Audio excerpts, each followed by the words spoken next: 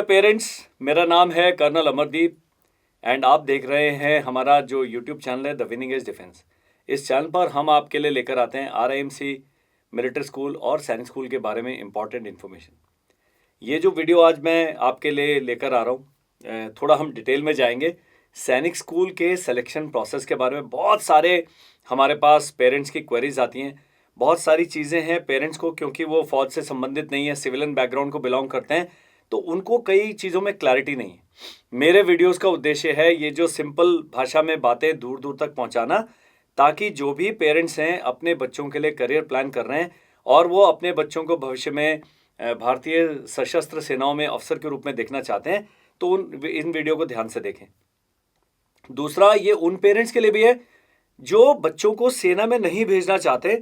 जो बातें हम इन वीडियोस में करते हैं वो बच्चों के करियर से रिलेटेड होती हैं। किसी भी कंपटीशन की तैयारी करने के लिए क्या चीज़ें लगती हैं, वो चाहे डिफेंस हो, चाहे मेडिकल हो, चाहे इंजीनियरिंग हो, चाहे मैनेजमेंट हो, कोई भी आप कंपटीशन की तैयारी करेंगे, जो स्टेप्स हम डिस्कस करते हैं अपने वीडियोस में, बड़े काम के आते हैं। तो सैनिक स्कूल जो है, इसके बारे में पिछले 2-3 साल में काफ़ी सारे चेंजेस हो गए और अभी ई काउंसलिंग का चौथा राउंड खत्म हुआ है। आज खत्म हुआ है ई काउंसलिंग का चौथा राउंड और अभी वेटिंग लिस्ट आ जाएगा। उसमें पेरेंट्स को क्लियर नहीं है, फीस के बारे में क्लियर नहीं है, फॉर्म कब आएगा क्लियर नहीं है, क्या डॉक्यूमेंट्स ज़रूरी हैं क्लियर नहीं है, कितने स्कूल्स के लिए चॉइस भर सकते हैं क्लियर नहीं है। कुछ पेरेंट नहीं जानते कि NSS 40% क्या होता है। तो वो सब जो बातें हैं हम इस वीडियो में डिस्कस करने वाले। तो आप इस वीडियो को बिल्कुल, अगर आप पहले जानते भी हैं, थोड़ी बहुत जानकारी है भी, आप एंड तक देखें। इस वीडियो को पक्का लाइक करें, हमारे चैनल को सब्सक्राइब करें अगर आप इन चीज़ों में इंटरेस्टेड हैं। मेरे ये वीडियोस जो हैं रैंडम वीडियोस बनते हैं, इसके लिए मैं कोई तैयारी नहीं करके आया, लेकिन 3 साल से जो रिसर्च कर रहा हूँ उसका जो निचोड़ है मैं आपके समक्ष इतने सिंपल भाषा में प्रस्तुत करूँगा कि आपको जानकर बहुत सारे जो संशय होते हैं दिमाग में वो दूर हो जाएंगे। और इस वीडियो को उन लोगों के साथ शेयर अवश्य करें जिनको आपको लगता है कि इस वीडियो को देखने की आवश्यकता है। मेरा एक और वीडियो है इसी चैनल पर, सैनिक स्कूल से NDA तक का सफ़र।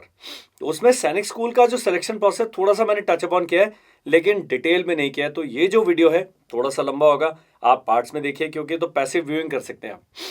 थोड़ा 10 मिनट देख लिया, फिर ब्रेक ले लिया, चाय पी ली, फिर अगले दिन देख लिया, ऐसे करके भी कर सकते हैं, लगातार भी कर सकते हैं। वो मैं आपके ऊपर छोड़ता हूँ। हमने वीडियो बनाकर आपकी सेवा में प्रस्तुत कर दिया है। तो चलते हैं सैनिक स्कूल की क्या कहानी है, क्यों बच्चे को सैनिक स्कूल में भेजा जाना चाहिए, और अगर आपने माइंड बना लिया है सैनिक स्कूल में बच्चों को भेजने का, तो आपने कैसे तैयारी करनी है जिससे आपका समय बचे, एफर्ट बचे और सिलेक्शन के चांसेस जो हैं बच्चे के ज़्यादा बढ़ जाएं। तो इस वीडियो में ये सब चीज़ें, selection process, paper pattern, syllabus, सब चीज़ें हम डिस्कस करने वाले हैं। आराम से अगर आपने चाय पीनी है तो चाय बना लीजिए, उसका एक प्याला हाथ में लेके बैठ जाइए, और वीडियो को किचन में भी आप लगा के देख सकते हैं, मोबाइल फ़ोन पर। बड़ी सिंपल भाषा में हम बात करते हैं और आप इससे कनेक्ट कर पाएंगे। तो सैनिक स्कूल क्या है?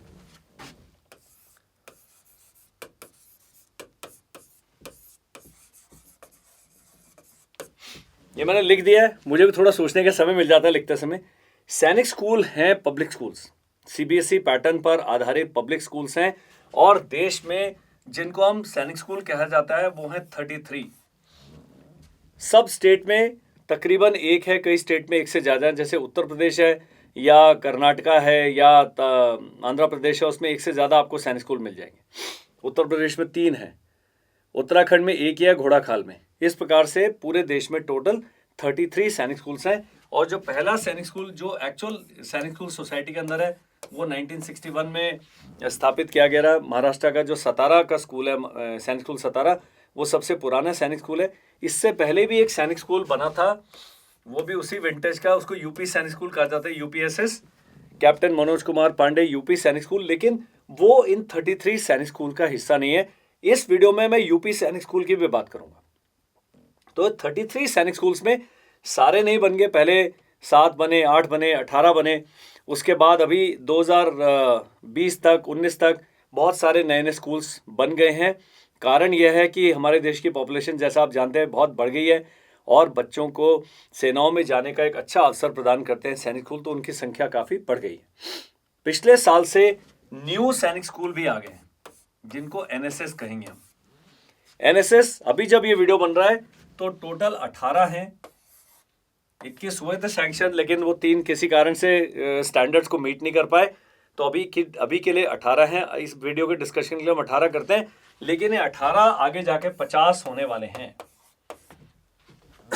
तो सबसे बड़ी बात ये है, यूपी सैनिक स्कूल में बॉयज को लिया जाता है क्लास 6 में, 7th में और 9th में, और गर्ल्स को लिया जाता है केवल क्लास 9th में। ये बात भी ध्यान रखनी है आपने। तो यूपी सैनिक स्कूल की वेबसाइट अलग है, उनका सिलेबस थोड़ा सा डिफरेंट है, लेकिन अगर 6 में नॉर्मल सैनिक स्कूल का देखें और 9th वाला सिलेबस देखें, तकरीबन सेम है। 7वीं का सिलेबस डिफरेंट है और इनकी बहुत सारी गाइड बुक्स आती हैं, बहुत सारे वीडियोस हैं। मैं चाहूँगा कि जब आप सैनिक स्कूल के लिए तैयारी करते हैं, यूपी वाले व्यक्ति खास जो यूपी के रहने निवासी हैं, स्थायी निवासी यूपी के हैं, वो इन 33 सैनिक स्कूल की तैयारी कर रहे हैं, तो साथ साथ बच्चे को यूपी सैनिक स्कूल का भी फॉर्म भरे, इसका भी एग्जाम दिलाएं। इसके अलावा और भी कई आजकल गुरुकुल टाइप के स्कूल स्थापित हो गए हैं, आप उनके बारे में भी रिसर्च कर सकते हैं, क्योंकि जहाँ जहाँ एंट्रेंस एग्जाम होता है और क्लास 6 में लिया जाता है, नवोदय विद्यालय में भी क्लास 6 में लिया जाता है, नवोदय विद्यालय का थोड़ा जो एग्जाम का टाइम है सैनिक स्कूल से मैच नहीं करता है। तो ये आप सब विचार कर सकते हैं अगर आप अच्छे किसी स्कूल में भेजना चाहते हैं। इनका क्या है, बहुत ही डिसिप्लिन लाइफ होती है। यहाँ पर एनडीए की तैयारी कराई जाती है, फिजिकल ट्रेनिंग, पूरा जो कैरेक्टर बिल्डिंग है, पूरा पर्सनैलिटी डेवलपमेंट है, कम्युनिकेशन स्किल्स है, game, sports, riding, drill, NCC, सब चीज़ें सैनिक स्कूल के करिकुलम का हिस्सा है। तो बच्चे का जो चहुमुखी और चौतरफा विकास की जो बात करते हैं, तो सैनिक स्कूल बहुत बड़ा उसमें मुख्य भूमिका अदा करते हैं बच्चे के इस प्रकार ओवरऑल डेवलपमेंट में। अब नए सैनिक स्कूल है, इनमें और पुरानों में क्या डिफरेंस है वो भी आगे जाके वीडियो में हम डिस्कस करेंगे। सबसे पहले ये जान लेना जरूरी है कि सैनिक स्कूल में, जैसे यूपी सैनिक स्कूल का बताया, जो 33 सैनिक स्कूल्स हैं, 18 न्यू सैनिक स्कूल्स हैं, इनमें क्लास 6 में एडमिशन होता है बॉयज एंड गर्ल्स का।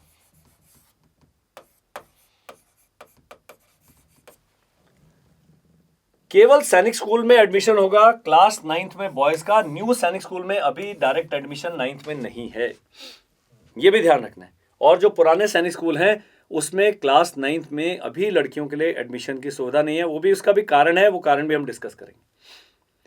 टोटल जो वैकेंसीज आती हैं सैनिक स्कूल में, इसको हम क्लियर कर देते हैं। सैनिक स्कूल में क्लास 6 में आप वैकेंसीज देखें तो तकरीबन 3500 के करीब वैकेंसीज होती है। न्यू सैनिक स्कूल में आप देखें तो 1800 से 2000 वैकेंसीज होंगी क्लास 6 में, बॉयज एंड गर्ल्स के लिए मिला के। गर्ल्स की संख्या थोड़ी सी कम है, वो भी बताऊंगा कैसे। हर सैनिक स्कूल में अगर बॉयज की संख्या देखी जाए तो 80 से लेकर 120 के बीच में वैकेंसीज होती है हर साल, और गर्ल्स की है 10 या 10%। मतलब अगर 80 वैकेंसीज हैं तो 10 गर्ल्स की हैं, अगर 120 हैं तो 10% कर लीजिए, 12 से 13 वैकेंसीज गर्ल्स के लिए होंगी।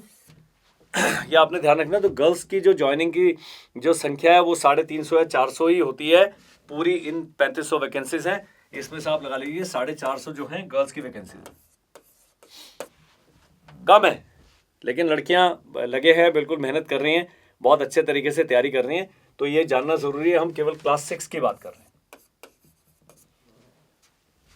तो सैनिक स्कूल में जो बल्क एडमिशन होता है, सबसे बड़ा एडमिशन होता है क्लास 6 में होता है। अब क्या होता है कि क्लास 6 में जब बच्चा जाता है, कुछ बच्चे 6 में, 7th में और 8th में सैनिक स्कूल में कंटिन्यू नहीं करते हैं किन्हीं कारणों से। कईयों का दिल नहीं लगता है, कईयों को वहाँ लाइफ बड़ा टफ लगता है, कईयों को लगता है कि नहीं जो हमने सोचा था ये उससे कम है, तो हम नहीं यहाँ पढ़ना चाहते, तो कुछ लोग छोड़ देते हैं और इस प्रकार से कुछ वैकेंसियाँ क्रिएट हो जाती हैं 6, 7th, 8 में। इनको जाके 9th में भरा जाता है। 2023 का एग्जाम देखेंगे तो 33 सैनिक स्कूल्स में से केवल 20 में ही क्लास 9th में वैकेंसी थी। कारण मैंने बता दे क्यों, ये कारण जानना जरूरी है। आप ये नहीं कह सकते कि मैं इस स्कूल में क्लास 9th में एडमिशन लूंगा, मान लीजिए जिस साल आप फॉर्म भरते हैं उस साल उस स्कूल में वैकेंसी ही नहीं है, तो वैकेंसी क्यों क्रिएट होती है इसका कारण मैंने आपको बता दिया है। तो 6ठी में एडमिशन होता है और 9th में एडमिशन होता है। वो 9th में उन्हीं वैकेंसीज के आधार पर एडमिशन होता है जो खाली रह गए। तकरीबन 500 के करीब वैकेंसीज 9th की मान लीजिए, 500 से भी कम ही होती है। इस बार मेरे ख्याल 387 थी खाली, तो 500 तो अपर लिमिट है। तो ये आपने बातें ध्यान में रखनी है कि अगर आप सैनिक स्कूल में एडमिशन करना चाहते हैं तो क्लास 6 में ही आपने तैयारी करनी है, क्योंकि सबसे ज़्यादा सीट जो है क्लास 6 में ही आपको सैनिक स्कूल में मिलती है।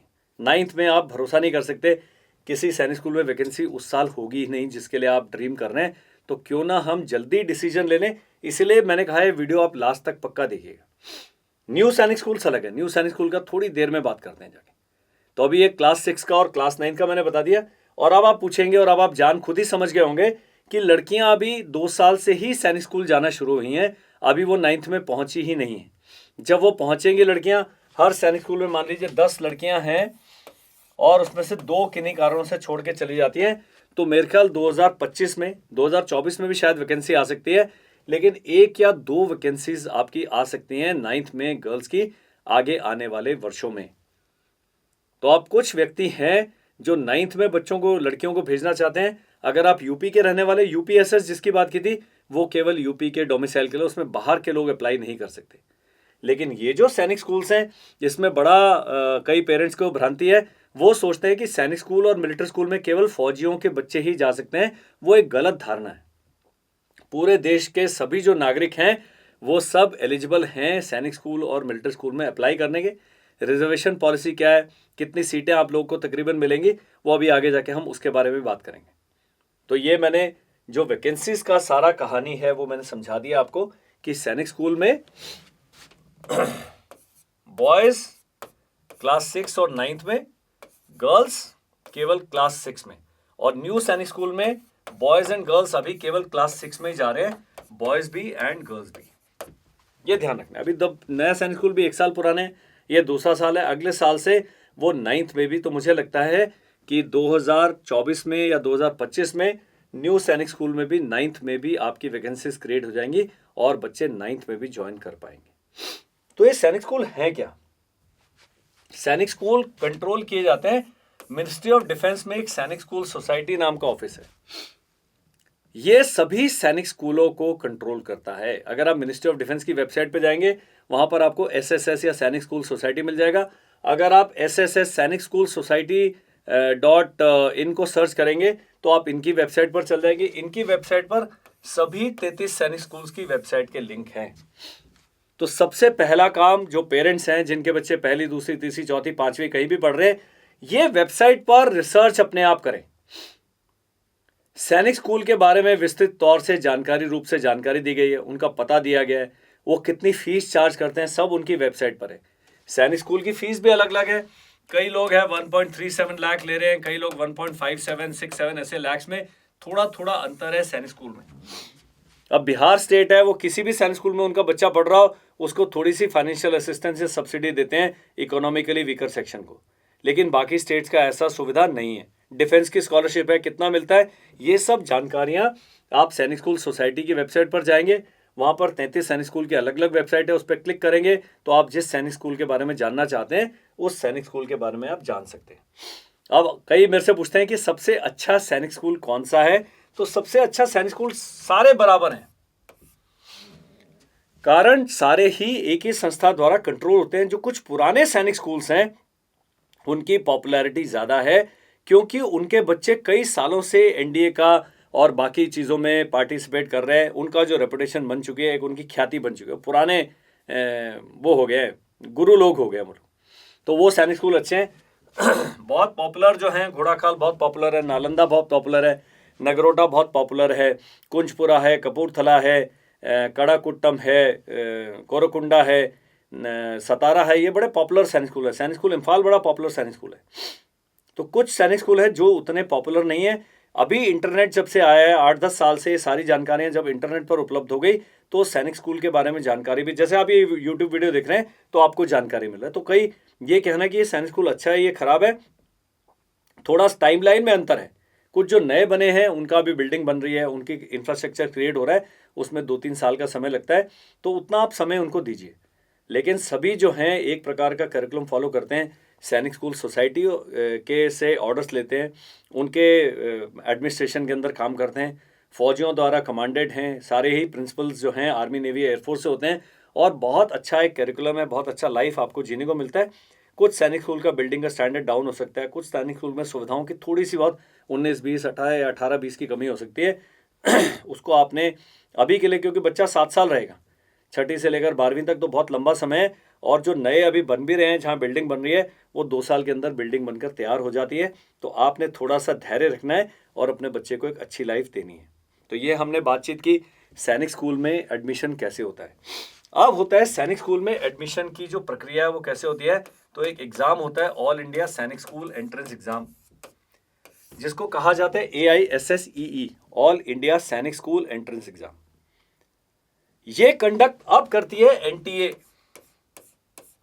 नेशनल टेस्टिंग एजेंसी, जो देश की एक मुख्य संस्था के रूप में आ गई है, जो ऐसे इंपॉर्टेंट कॉम्पिटिटिव एग्जाम कंडक्ट करती है। NTA प्लस सैनिक स्कूल सोसाइटी मिलकर सारी पॉलिसी, क्वेश्चन पेपर कैसे कंडक्ट होगा, और ये एग्जाम कंडक्ट होता है हर साल में एक बार जनवरी के महीने में। ये ध्यान रखना है,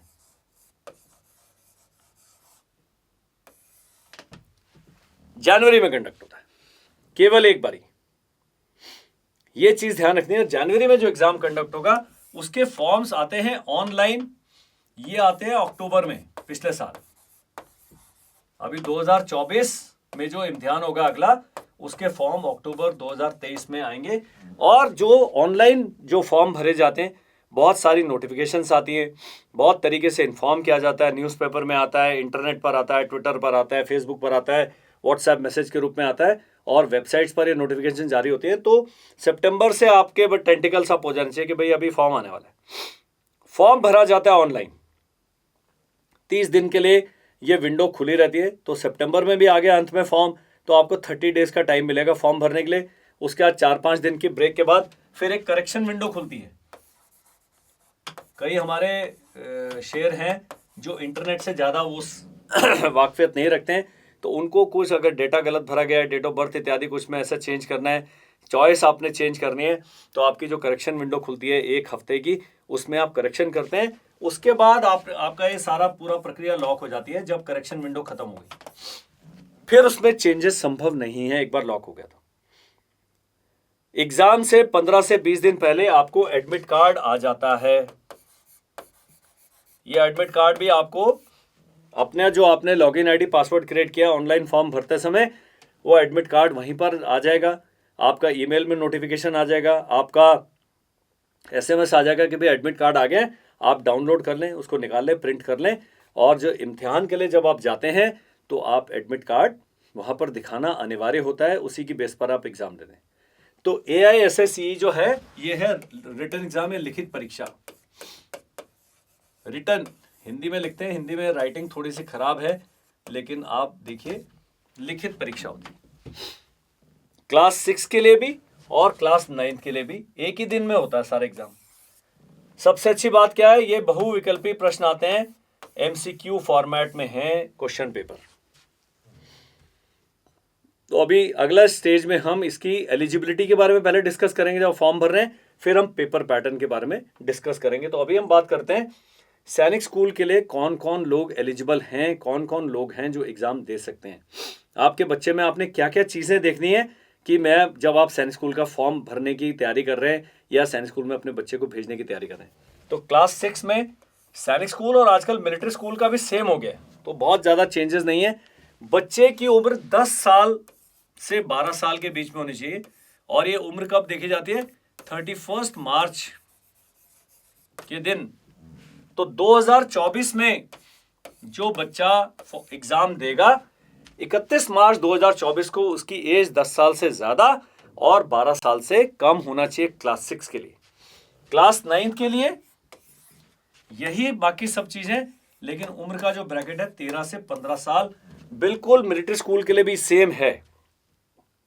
सैनिक स्कूल और मिलिट्री स्कूल दोनों की ही एज 31 मार्च को बच्चे की उम्र 10 से 12 साल क्लास 6 के लिए, और क्लास 9 के लिए 13 से 15 साल के बीच में होना चाहिए। तो ये आपने जो एज है इसका ध्यान रखना है।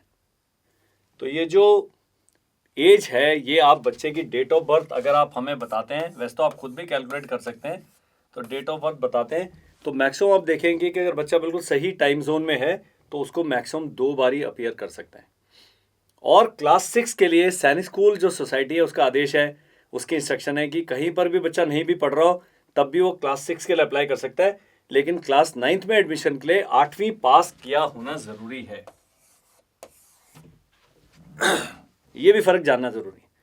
सैनिक स्कूल के लिए RMS में या राष्ट्रीय मिलिट्री स्कूल में जब बच्चा जाता है तो छठी में एडमिशन के लिए 5वीं पास रिकॉग्नाइज स्कूल से ज़रूरी है और 9th में एडमिशन के लिए 8 पास होना ज़रूरी है। ये चीज़ें, ये डिफरेंसेस आपने जो हैं दिमाग में रखने हैं। जब हम मिलिट्री स्कूल का ऐसा डिटेल वीडियो बनाएंगे तो उसमें सब चीज़ें फिर से भी डिस्कस होंगी।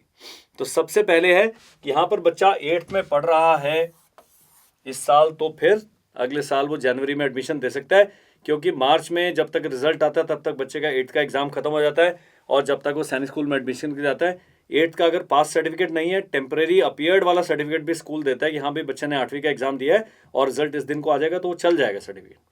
लेकिन क्लास 6 के लिए 5वीं पास करना है, 5वीं में पढ़ना आवश्यक नहीं है, केवल सैनिक स्कूल के लिए। लेकिन बच्चे सभी स्कूल जाते हैं आजकल, तो मैंने मदर्स वगैरह को देखा 2.5 साल का बच्चा हुआ नहीं, उससे पीछा छुड़ाने के लिए स्कूल में डाल देते हैं। अब ये आता है कि और इसके अलावा क्या क्वालिफिकेशन आपने देखनी है बच्चे में, तो बच्चे का एक प्री मेडिकल अवश्य कराएं, स्पेशली अगर आपके बच्चे को चश्मा लगा है तो। और बच्चे को अगर और कोई डिसेबिलिटी है, शारीरिक व्याधि है, आपको लगता है हाथ पैर शरीर की बनावट में कोई है, तो किसी मिलिट्री डॉक्टर से या किसी डॉक्टर से आप कंसल्ट पक्का करें।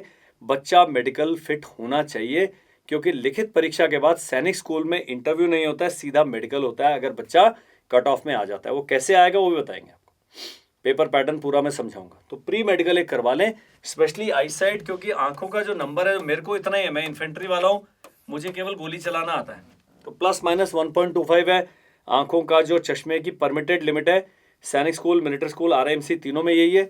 अगर बच्चे की आपकी आई साइड मान लीजिए -2 है तो वो दे ही नहीं सकता एग्जाम, क्योंकि मेडिकल में रिजेक्ट हो जाएगा। ये चीजें भी ध्यान में देनी है। और एक कलर ब्लाइंडनेस का टेस्ट पक्का करा लें, कलर ब्लाइंडनेस।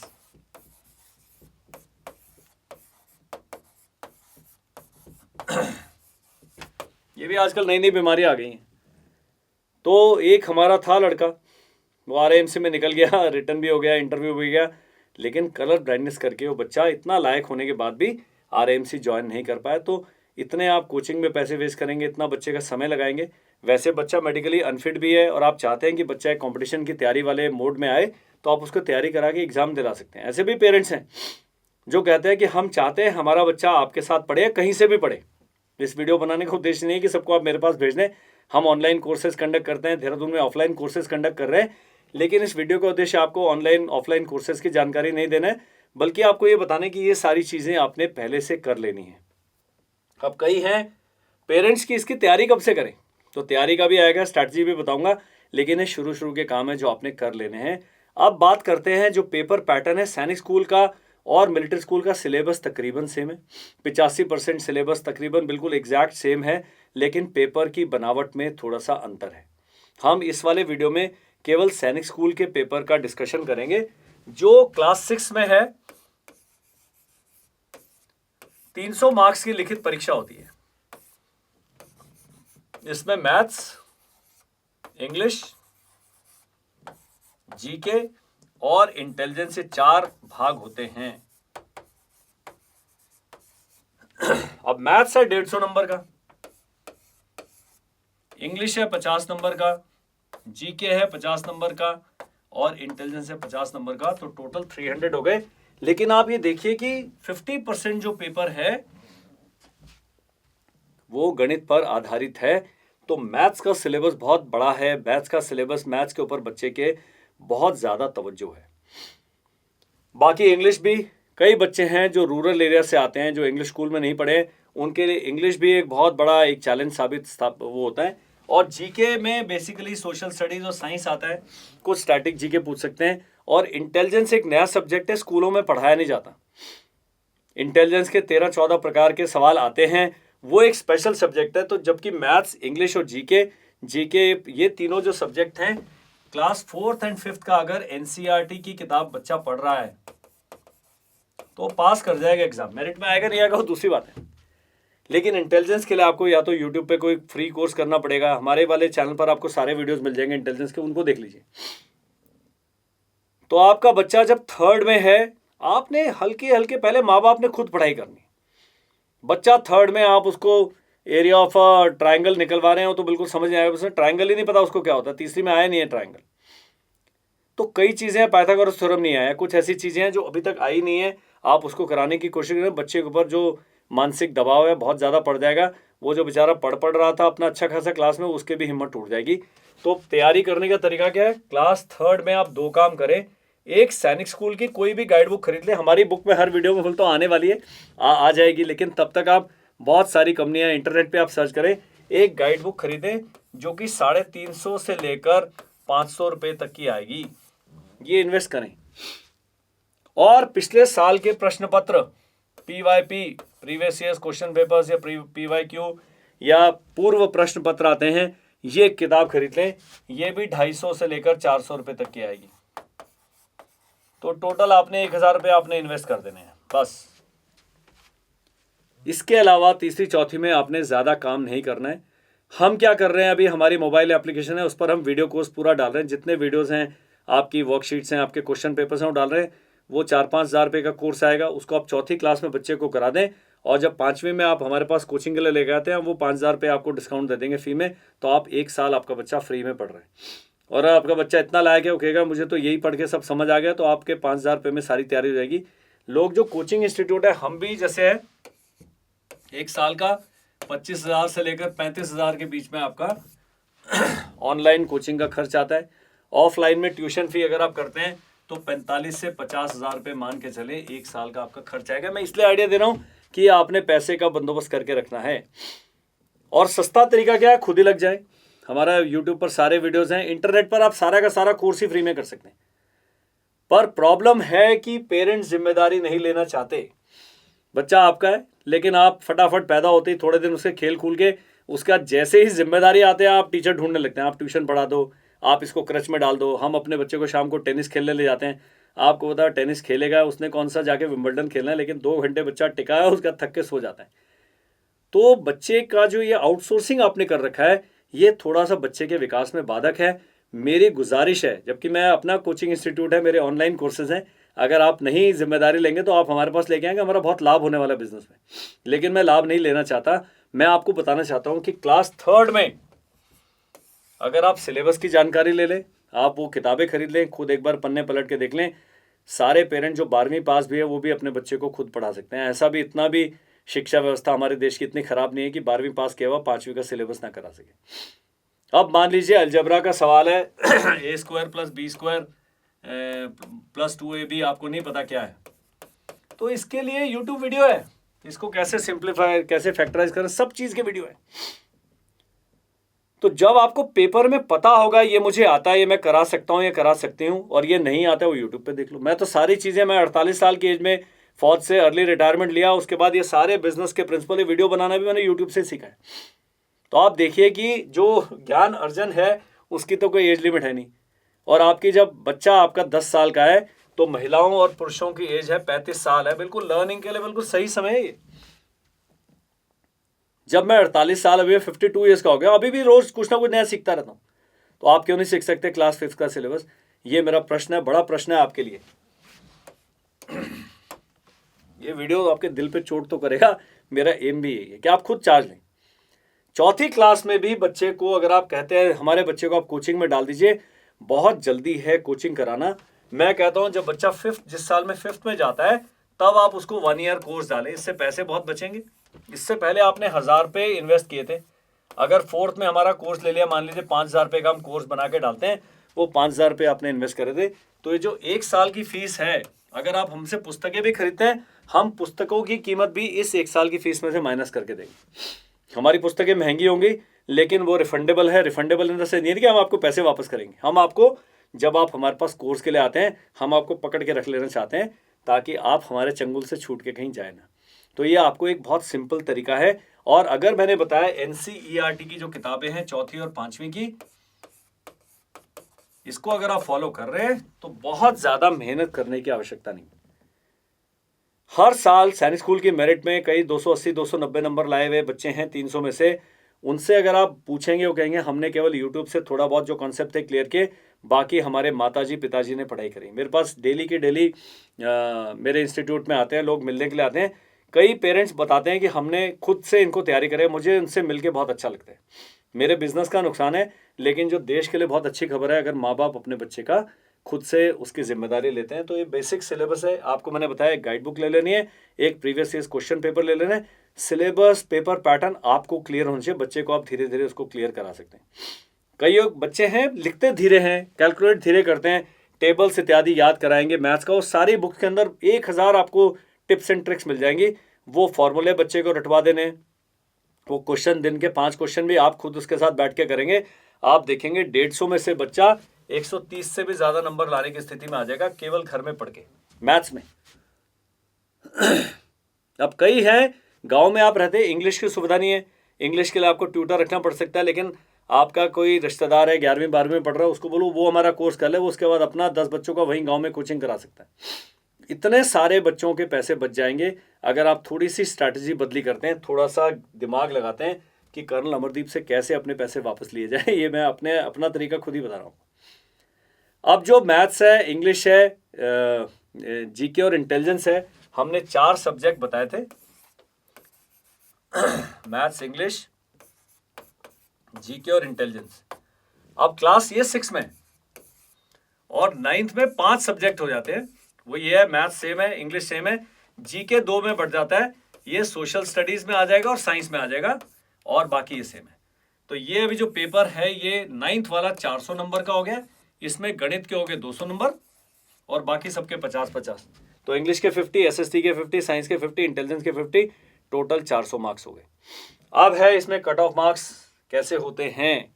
तो कट ऑफ मार्क्स आपने हर सब्जेक्ट में 25% मार्क्स लेके आने हैं और ओवरऑल 40% मार्क्स लेके आने हैं।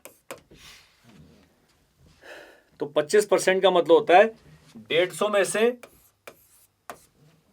25% कितना हो गया, 25% आप कैलकुलेट करें, और 50 में से 25% 12.5 के करीब बनता है, इसका भी इतना ही आप कैलकुलेट कर लें। तो 10% हो गया 25, उसके ऊपर हो गया और 12.5, तो 37.5 नंबर लेके आने मैथ्स में पास होने के लिए। मान लीजिए अगर आपका बच्चा इंग्लिश में 12 ही नंबर लाता है, फेल हो जाएगा वो, चाहे बाकी इसमें 150 में से 150 ले आया, बाकी सब में 50 में से 50 ले आए। तो ये सेक्शनल कट ऑफ केवल 2 कैटेगरीज को लागू नहीं है। अगर आप एससी या एसटी कैटेगरी में आते हैं तो आपके लिए कट ऑफ लागू नहीं है, और टोटल 300 में से बच्चे ने 120 नंबर लाने हैं ओवरऑल रिटन एग्जाम को पास करने के लिए। अभी 120 नंबर से बहुत लोगों को बड़ी भ्रांतियां हैं, वो क्या है मैं बताता हूं। 2023 का एग्जाम देखेंगे तो 4,500 सीट्स थी, 75,000 बच्चों ने पास किया रिटन एग्जाम, मतलब 75,000 बच्चों ने, 1.5 लाख बच्चे जो अपीयर हुए थे, 120 से ज्यादा नंबर लेके आए।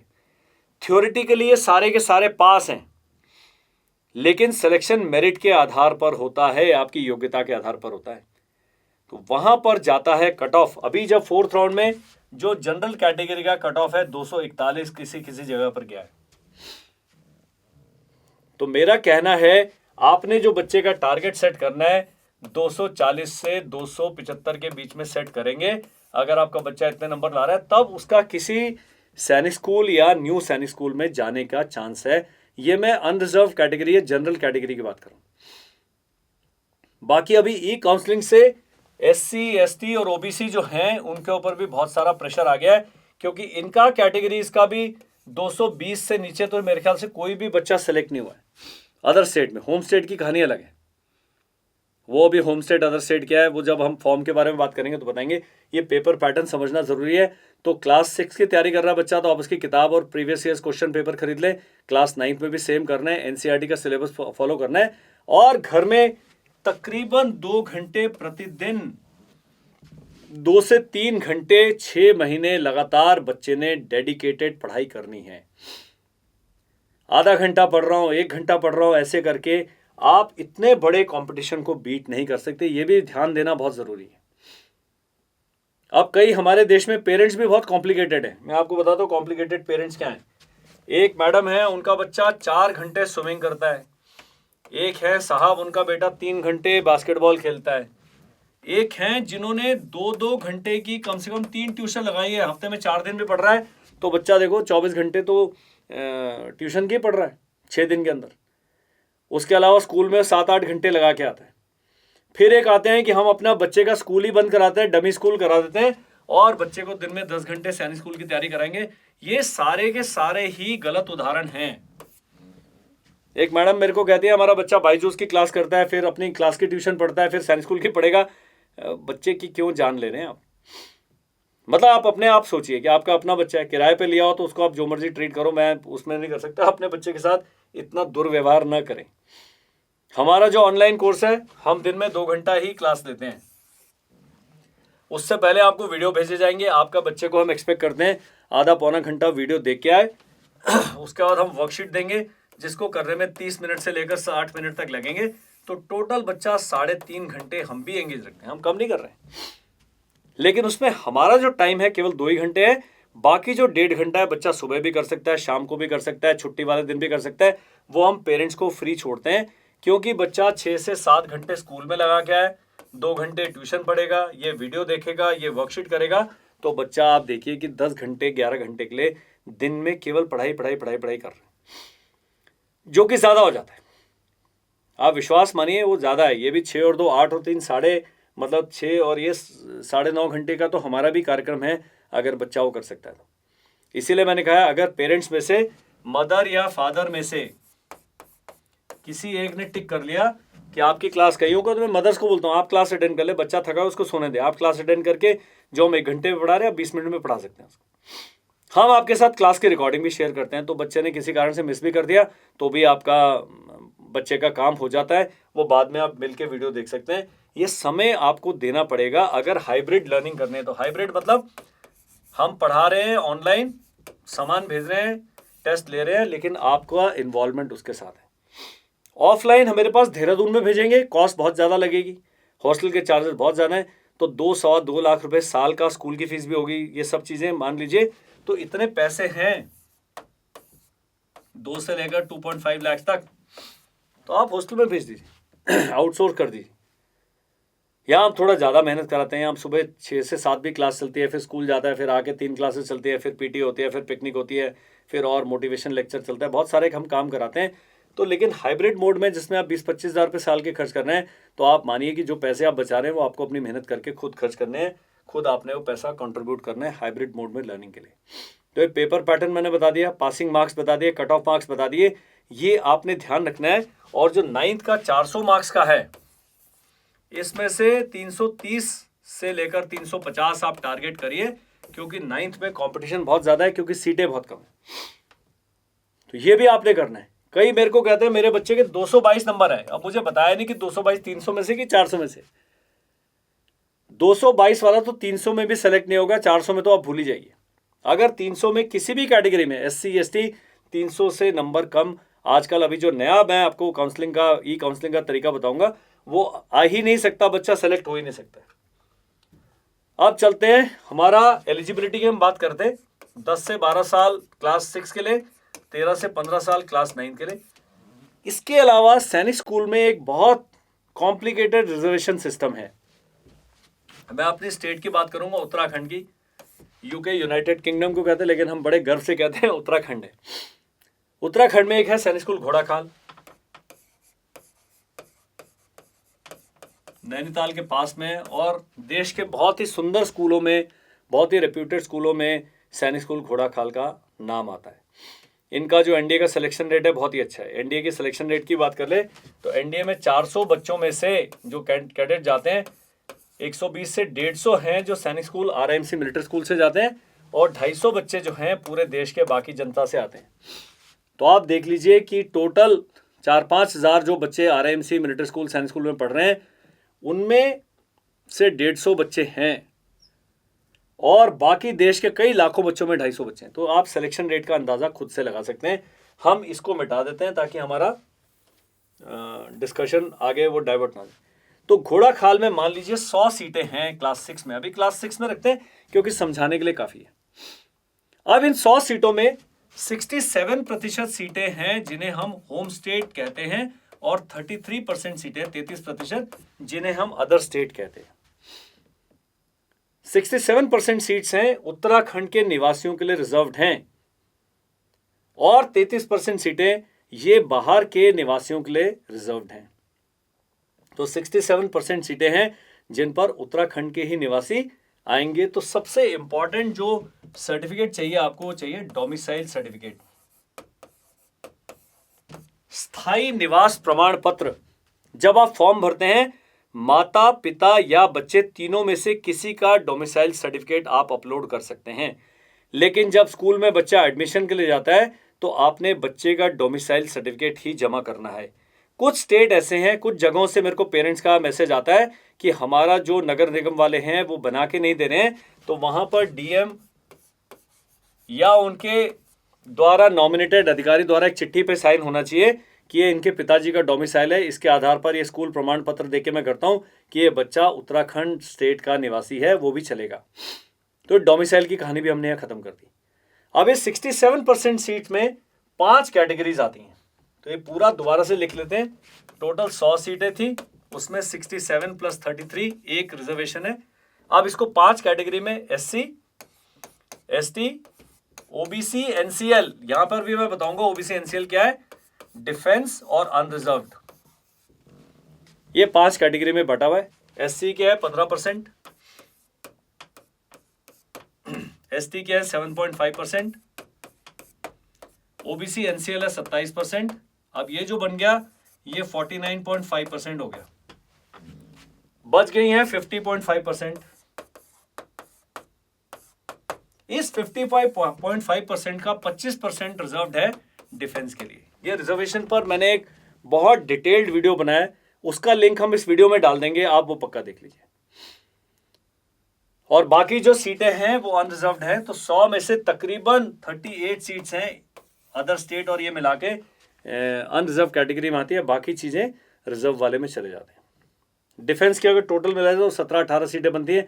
इसी प्रकार से आप सीटों का डिस्ट्रीब्यूशन देख सकते हैं कि इस प्रकार से सीटें 5 कैटेगरी में बांटी जाती हैं। 67 का भी यही हाल है और अदर स्टेट का भी हाल है। जो 33% सीटें थी उसमें से भी जो ये 5 कैटेगरीज हैं उसमें जो परसेंटेज है बिल्कुल सेम है। अदर स्टेट में थोड़ा सा आपका जान लेना जरूरी है कि मान लीजिए एक स्टेट में ये टोटल 33%, 33 सीटें आउटसाइड स्कूल के लिए, किसी भी एक स्टेट में 10% से ज्यादा लोग नहीं आ सकते हर कैटेगरी में। मतलब 3.3 है, अगर वो तो 4 सीटें मान लीजिए दे दिया तो एक स्टेट की सीट 4 ही हो सकती हैं। इसको मैं समझाना इस प्रकार से चाहूंगा कि मान लीजिए आप बिहार से हैं और आपने उत्तराखंड को एक चॉइस भरा है और बिहार के 5 बच्चों के पहले 5 बच्चों के एक के 270 आ गए, एक के 265 आ गए, एक के 264 आ गए, तो जो लास्ट वाला है जिसके 260 हैं, यहाँ 4 ही सीट बिहार को जा सकती हैं। अगर ये चारों भर जाते हैं, आप बिहार का चॉइस भरेंगे, आपका कट ऑफ जितना मर्जी हाई हो, मार्क्स जितने मर्जी हाई हो, क्योंकि घोड़ा खाल एक स्टेट से मैक्सिमम अदर स्टेट के 4 ही बच्चे लेगा किसी भी एक सत्र में।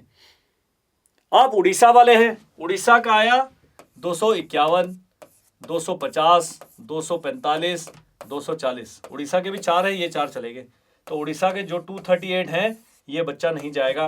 बिहार का 260 वाला नहीं गया है। अब बिहार का 260 वाला बच्चा मेरे को बोल रहा है कि सर वहां तो एक स्टेट के 251 वाले चले गए हैं, तो उनको मैं बताना चाहता हूं कि ये जो उड़ीसा वाले हैं उनका कंपटीशन उड़ीसा से है, जो बिहार का व्यक्ति है उसका कंपटीशन अपने स्टेट के डोमिसाइल वाले से है।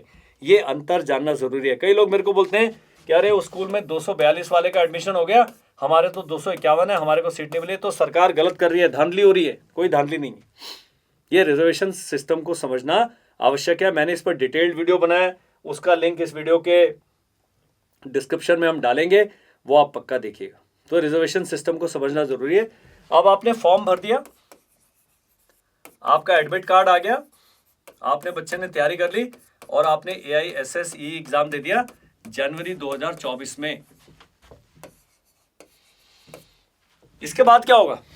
इसके बाद मार्च के महीने में, फेब के मिड या मार्च में रिजल्ट आ जाएगा, फरवरी या मार्च में रिजल्ट आएगा इसका।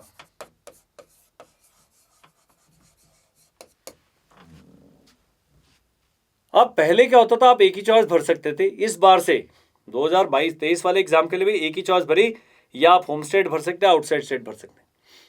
लेकिन अब ई काउंसलिंग में आपको क्या कहा गया? आपको कहा गया कि आप भरिए 10 सैनिक स्कूल की चॉइस और 5 NSS की। ये NSS का मैं कहानी बताऊंगा, 5 कौन लोग कर सकते हैं। तो इस बार जब आपके फॉर्म आते हैं 2023 में अक्टूबर में, तो मुझे लगता है कि 10 सैनिक स्कूल की आपके साथ चॉइस मांगी जाएगी। आपने अपने बच्चे का तब तक अक्टूबर तक 1-2 मॉक टेस्ट हो चुके हैं, आपने अपने बच्चे का स्टैंडर्ड देखना है, उस स्कूल का आपकी कैटेगरी का कट ऑफ देखना है। मान लीजिए आप मध्य प्रदेश के रहने वाले हैं, आप ओबीसी में कैटेगरी में आते हैं, एनसीएल नॉन क्रीमी लेयर, जिनका सालाना इनकम 8 लाख से कम है, और ये ओबीसी जो है ये सेंट्रल लिस्ट में, एमपी की स्टेट लिस्ट में आप ओबीसी हैं, लेकिन केंद्र सरकार की लिस्ट में आप ओबीसी नहीं है, तो आप ओबीसी के अंदर अप्लाई नहीं कर सकते। ओबीसी का ये भी जानना जरूरी।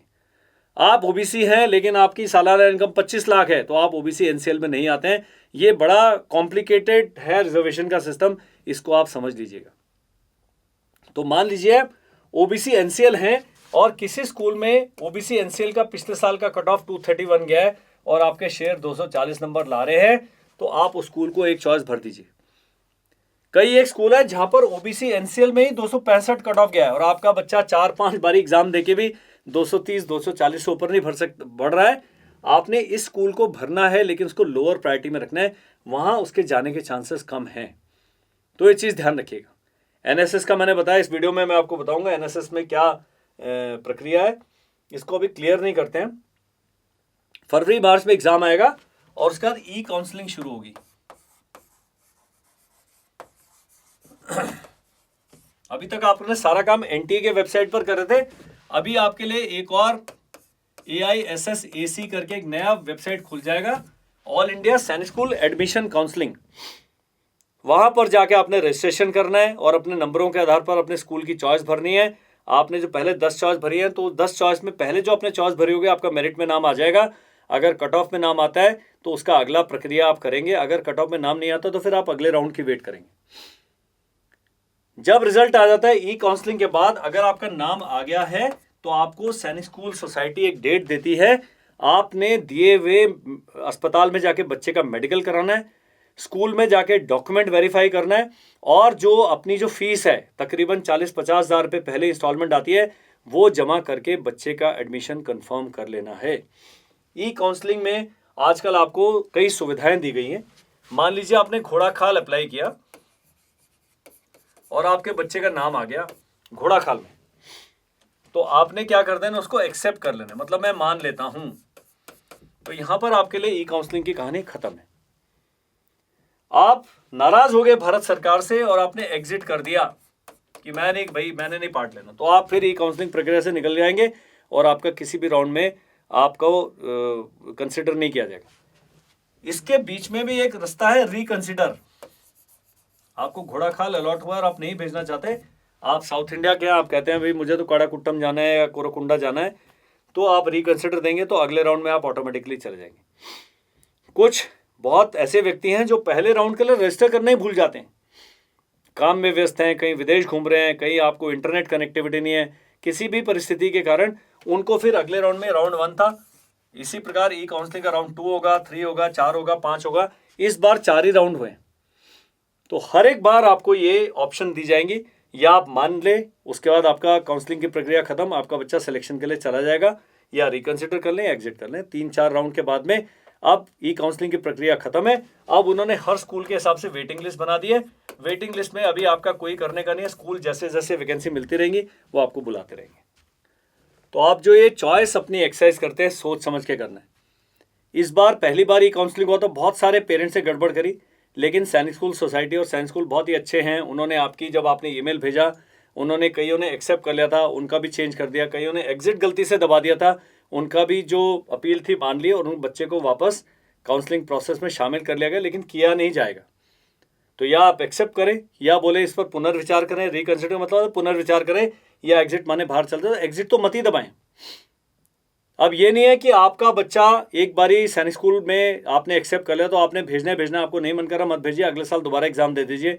आपको अपने मन का स्कूल नहीं मिल रहा है, आप अगले रिकंसिडर कर लीजिए, शायद उसमें नंबर आ जाए, शायद उसमें नंबर आ जाए। तो 3-4 काउंसलिंग में राउंड में कई लोग हैं जिन्होंने गेम बड़े अच्छे से खेला है। एक मैडम हमारे पास आई थी, उन्होंने रिस्क लिया, 241 उनके बच्चे के मार्क्स हैं और पिछले 3rd राउंड में 242 घोड़ाखाल का कट ऑफ गया, एक ही सीट बची थी डिफेंस में। उन्होंने कहा मैं सर ये गेम खेल लेती हूँ। मैंने कहा भाई मेरा तो दिल मेरा कमज़ोर है, मैं तो इतना बड़ा रिस्क नहीं ले सकती, लेकिन वो मैडम ने बड़ा तगड़ा रिस्क लिया और 4थे राउंड में मुझे खुशी है कि उनके बच्चे का घोड़ाखाल में नाम आ गया। बड़ा परमुटेशन कॉम्बिनेशन का गेम है, हमें भी समझ नहीं आ रहा है क्योंकि हमारे बच्चे उससे डायरेक्टली अफेक्टेड नहीं है। तो ये जो ई काउंसलिंग का प्रोसेस है, हम इसके बारे में एक और वीडियो अलग से भी बनाएंगे, ये अक्टूबर नवंबर के महीने में आते आते, ताकि फिर से आपके दिमाग में मेमोरी रिफ्रेश हो जाए। अब चलते हैं, एक नया जो दैत्य आया है, नया एक जो नया मॉन्स्टर आया, नया new bull in the China shop जो है, वो है एनएसएस। जब आप सैनिक स्कूल का फॉर्म भर रहे हैं तो आप ये चॉइस भर सकते हैं। केवल सैनिक स्कूल अगर आप भरते हैं तो आपको केवल 33 जो सैनिक स्कूल है उसमें ही एडमिशन के लिए कंसिडर किया जाएगा। अब पूरे देश के लोग जो हैं, एसएस प्लस एनएसएस 40%। मैं कहूंगा जब आप फॉर्म भरेंगे तो ये याद रखना, बस आपने ये भरना है। एनएसएस में क्या है, 40% सीट जो हैं वो बाकी स्कूलों के लिए। मान लीजिए मेरा एक दयानंद पब्लिक स्कूल है,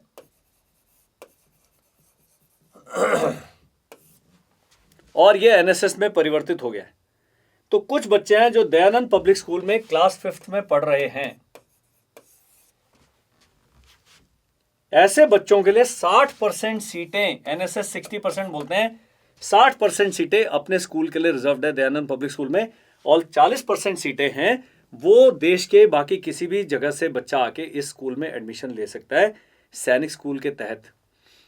अब दयानंद पब्लिक स्कूल में जो बच्चे 5वीं में पढ़ रहे हैं वो सोच रहे हैं कि 6ठी में हम जाएंगे तो ऑटोमेटिक सैनिक स्कूल में चले जाएंगे, तो ये गलत बात होगी, रॉन्ग। सैनिक स्कूल या न्यू सैनिक स्कूल में जाने के लिए AISSEE देना जरूरी है, ये भी ध्यान रखिएगा। तो ये जो बच्चे 5वीं में पढ़ रहे थे ये भी इस एग्जाम को देंगे, जो सेलेक्ट होते हैं, मेरिट में आते हैं, केवल वही सैनिक स्कूल की इसमें दयानंद पब्लिक स्कूल में तैयारी करेंगे।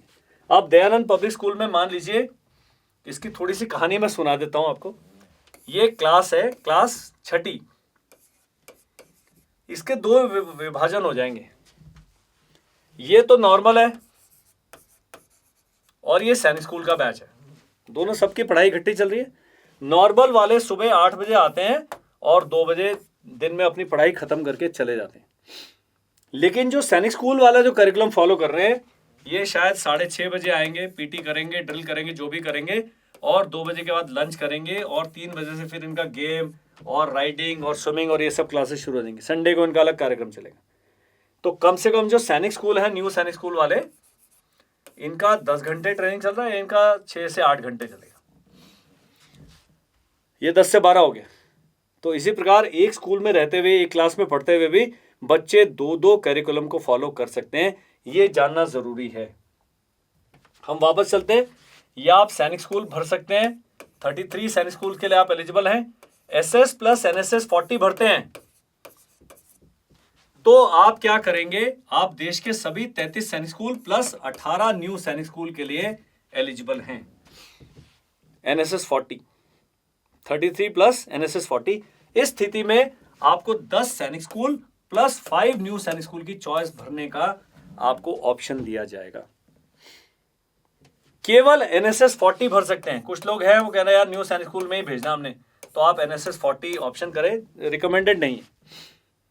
केवल एनएसएस 60 भी भर सकते हैं कि आप दयानंद स्कूल में पढ़ रहे थे, आप चाहते हैं हमारा बच्चा दयानंद स्कूल में रहे, हम एनएसएस 60 भरते हैं, हो गया तो हो गया, नहीं तो पढ़ तो वहीं रहे।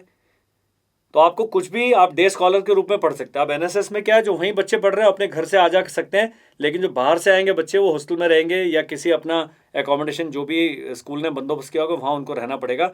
तो बाहर से एनएसएस में ये देखना बहुत ज़रूरी है। अब एक और है SS plus NSS 60।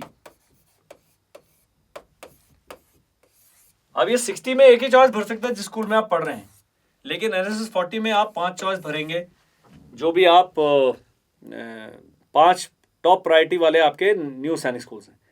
SS plus NSS 60 में आप 10 सैनिक स्कूल की चॉइस भर सकते हैं, लेकिन न्यू सैनिक स्कूल की चॉइस उसमें तो आप पढ़ ही रहे हैं, उसको आपको और भरने का ऑप्शन नहीं मिलेगा। जिस स्कूल में आप पढ़ रहे हैं उसी में आप एडमिशन ले सकते हैं। तो ये 5 कैटेगरीज हैं, 1 2 3 4 5, ये 5 अलग अलग ऑप्शन हैं, लेकिन जो सबसे ज़्यादा रिकमेंडेड ऑप्शन है वो ये है। इसके अलावा एक और भी है, आप SS plus NSS 40 plus NSS 60 ऐसे भी कर सकते हैं। ऐसी NSS 60 प्लस SNS 40 ऐसे भी भर सकते हैं, लेकिन ये अपने ही लाइफ को कॉम्प्लिकेट करने का तरीका है। मैं चाहूँगा कि आप SS प्लस NSS 40 प्लस 60 वाला भर दें अगर आप सैनिक स्कूल में पढ़ रहे हैं। नहीं तो ज़्यादा से ज़्यादा जनता जो न्यू सैनिक स्कूल में नहीं पढ़ रहे हैं, क्योंकि देश में 18 ही हैं, उनके प्रतिशत बहुत ही कम होगा, वो SS प्लस NSS 40 वाला ही ऑप्शन भरे।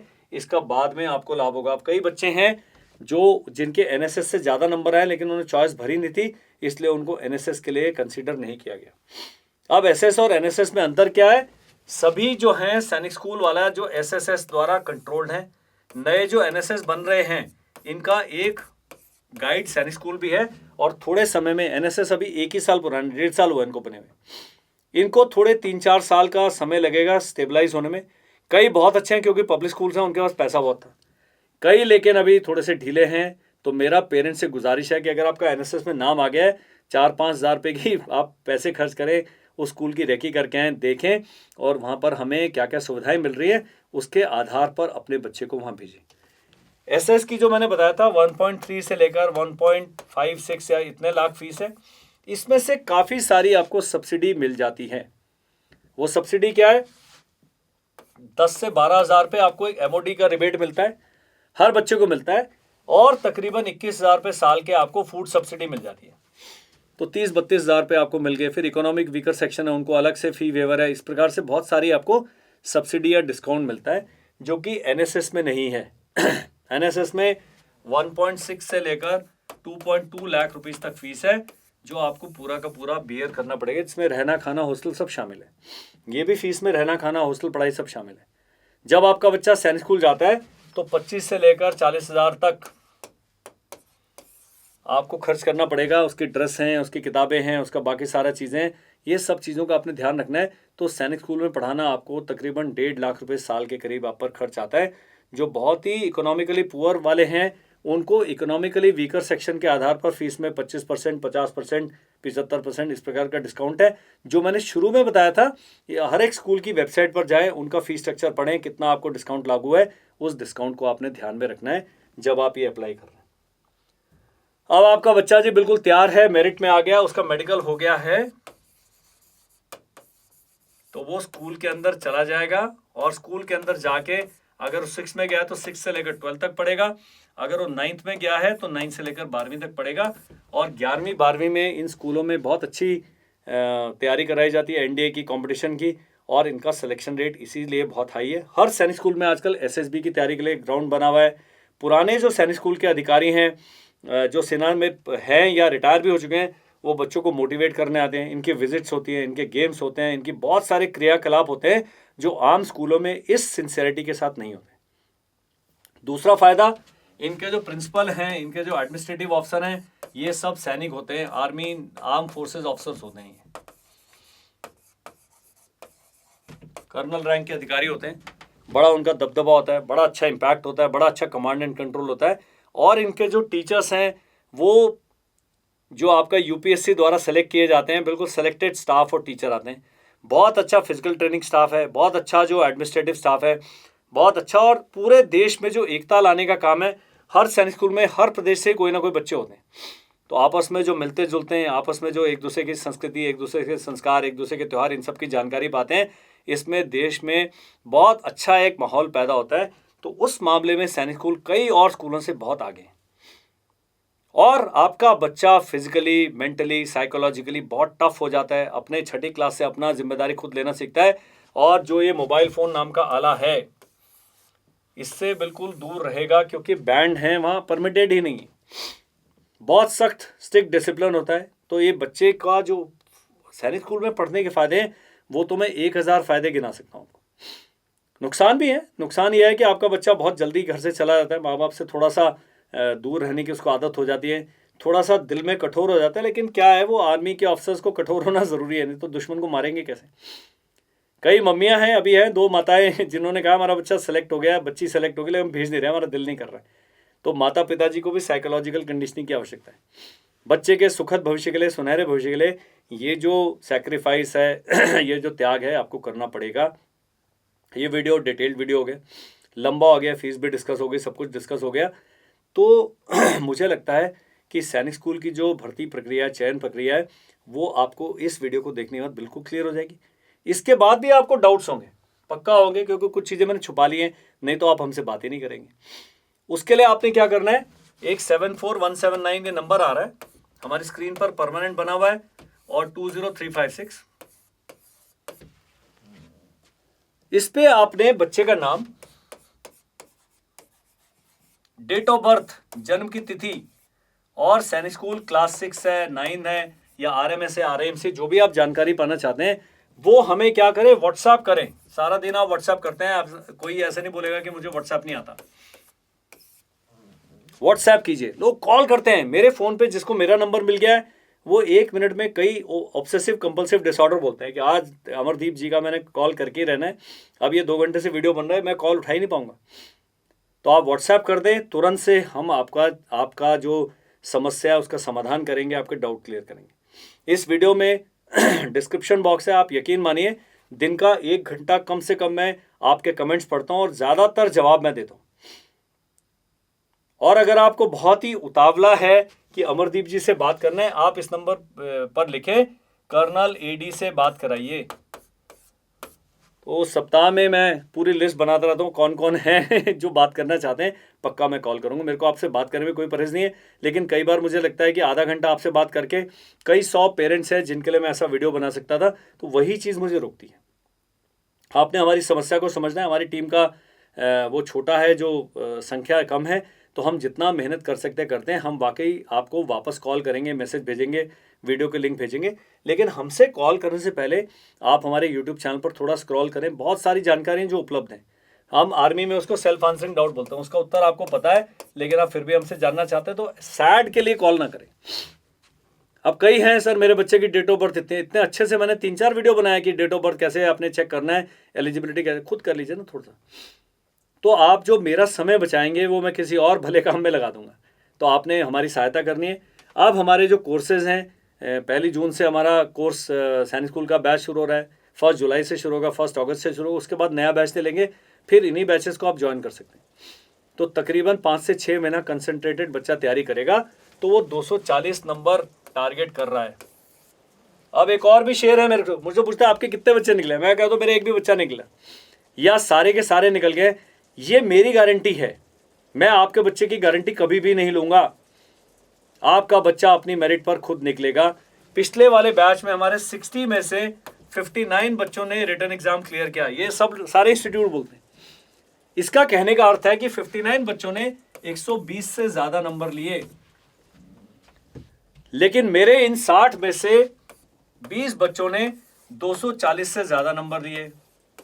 जो लड़की सबसे ज्यादा नंबर लेके आया उसके नंबर है 260, मैं 290 280 क्लेम ही नहीं कर रहा हूं।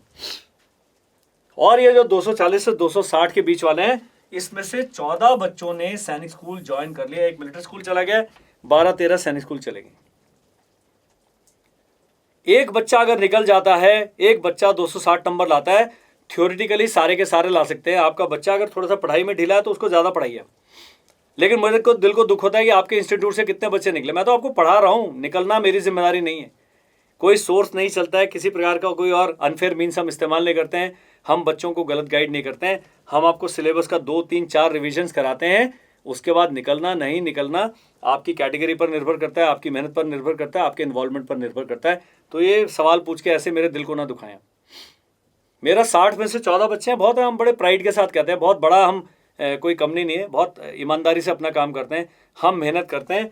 हम अगर कोई 100 कहता है तो हम 110%, 10% ज़्यादा करते हैं। अगर मेरे किसी कोर्स में 160 क्लासेस हैं जिनकी मैं आपसे फीस ले रहा हूँ, अपने टीचर्स को पे कर रहा हूँ, हम तकरीबन 185 से 190 क्लासेस कंडक्ट करते हैं, इतने यूट्यूब लाइव सेशन करते हैं, इतने तारीफ। ये जो वीडियो बनाए इसके लिए मैं कोई चार्ज नहीं कर रहा हूँ आपसे, ये मेरा मन है कि मैं पेरेंट्स से बातचीत करूँ, आपको बिल्कुल सही दिशा दिखाने का प्रयास करूँ जो मेरी सामर्थ्य के अंदर है। कुछ चीज़ें हैं जो मेरे से भी गलतियाँ होती हैं, उसको भी आपने दिल पे नहीं लेना है। आपने 1-2 और भी वीडियोस देखने हैं, कोई और अच्छा लगता है आपने उनके पास चल जाना है। हम ये आपको ये नहीं कह रहे कि आपने हमारे पास आके हमारा ही कोर्स करना है, लेकिन हम भी बहुत अच्छे तरीके से तसल्ली से कोर्स कराते हैं, बच्चे को बिल्कुल बच्चे की तरह बिना प्रेशर लगाए पढ़ाई कराते हैं। और मैं सब पेरेंट्स से बोलता हूँ, मुझे बड़ी खुशी होगी अगर आपका बच्चा फेल हो जाता है इस एग्जाम में।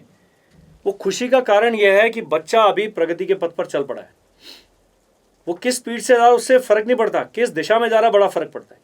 कई बच्चे हमारे उल्टे जा रहे हैं, बेचारे कंफ्यूज हो रहे हैं। यहाँ पर क्लैरिटी तो है, 10 साल का बच्चा कॉम्पिटिटिव एग्जाम दे रहा है, अपने आप 180 190 नंबर आ रहा है, बहुत बड़ी बात है। जब ये बच्चा एनडीए, नीट और जेई तक पहुंचेगा, ये बच्चे को कंपटीशन का सारा जो साइकोलॉजिकल कंडीशनिंग है तैयार हो चुका होगा, और वो बच्चा आगे आने वाले दिनों में बहुत अच्छा करेगा। इसलिए मैंने कहा कि अगर आपका बच्चा मेडिकली अनफिट भी है, उसको कोई और भी प्रॉब्लम है, आपको पता है सैनिक स्कूल नहीं जाएगा, मैं चाहूंगा आप उसको तैयारी कराएं।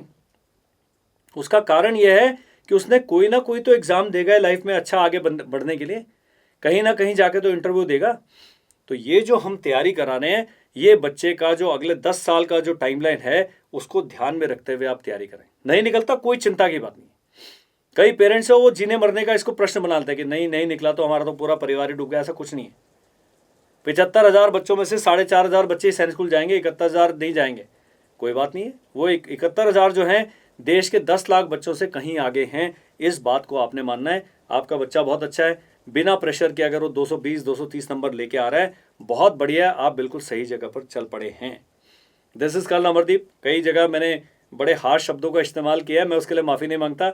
ये पेरेंट्स को थोड़ा झकझोरने के लिए आवश्यकता है। आप लोग जागिए, अपने बच्चे का चार्ज लीजिए, और मैंने आपको 10 तरीके बताए, बिना एक भी पैसा खर्च किए आप अपने बच्चे को अपने आप तैयारी करा सकते हैं। कोई और समस्या है, कोई जिसका आप समाधान चाहते हैं, किसी और विषय पर आप चाहते हैं वीडियो बनाएं, आप पक्का कमेंट में लिखें, हम वो वीडियो बनाएंगे, हम आपके साथ संवाद स्थापित करेंगे। आपका भी फर्ज बनता है कि इस वीडियो को ज़्यादा से ज़्यादा शेयर करें, ताकि उन पेरेंट्स तक ये पहुंच जाए आपके एफर्ट से, जिनको इस वीडियो को देखने की बहुत आवश्यकता है। बहुत सारे पेरेंट्स से मुझे दुख होता है, उनको कोई सही जानकारी देता नहीं है, वो अपने आप शर्माते रहते हैं। कई फौजी अधिकारी जो सर्विंग है, उनके पास तो बात करने का समय नहीं होता। जो रिटायर्ड है वो अपने अपने काम कर रहे हैं। हमने जो देश सेवा करनी थी कर ली है।